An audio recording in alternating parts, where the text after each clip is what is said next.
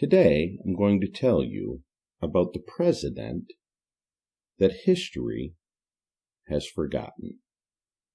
You wouldn't think that scholars, diligent in piecing together the written record of our past, would overlook something as important as who the President of the United States was.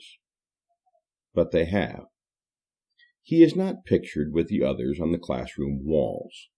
His likeness has never adorned a stamp or currency.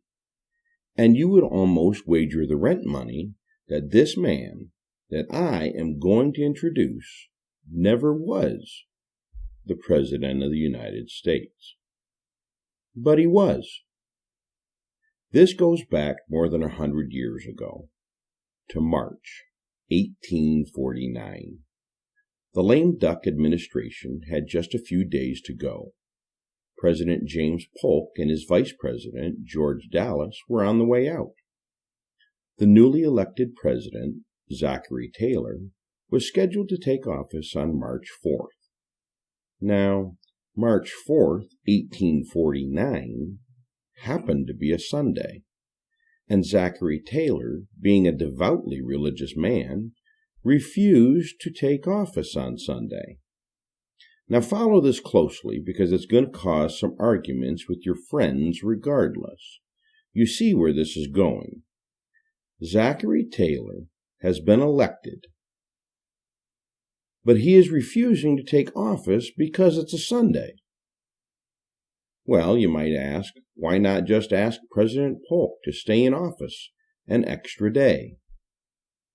But you can't do that. The Constitution specifically provides that the president shall hold the office during the term of 4 years. That's right, during 4 years. And Mr. Polk's time is up, and he was automatically out as of high noon on March 4th. So who's to be president? We can't have a country without a president. Polk is out as of noon, and Taylor refuses to take office because it's a Sunday. So there we are. Well, the Succession Act of 1792 was then in effect. This act provided that the Senate's temporary head would automatically take over the office of the President of the United States in the event of a vacancy. Whew! Crisis averted.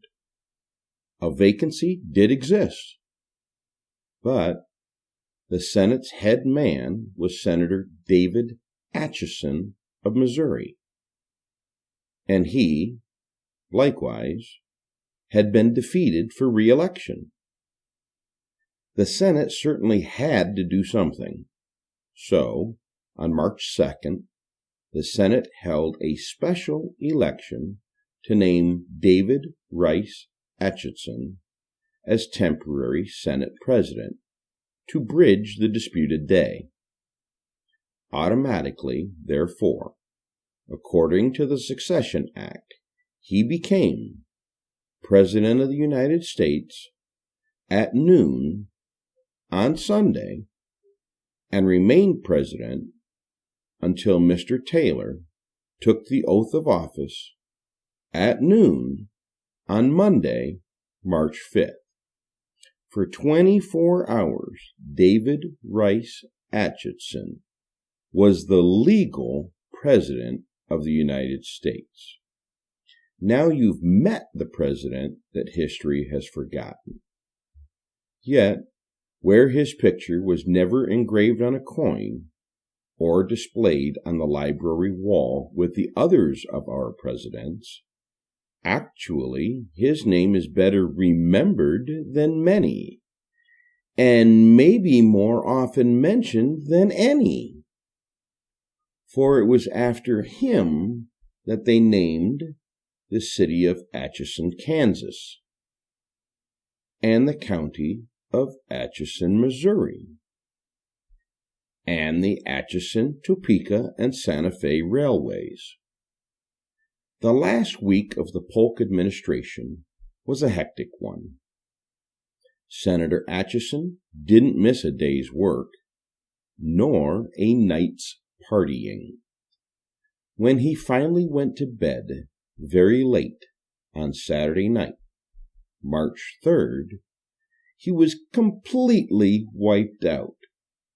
So he left word with his landlady that he was not to be awakened for any reason.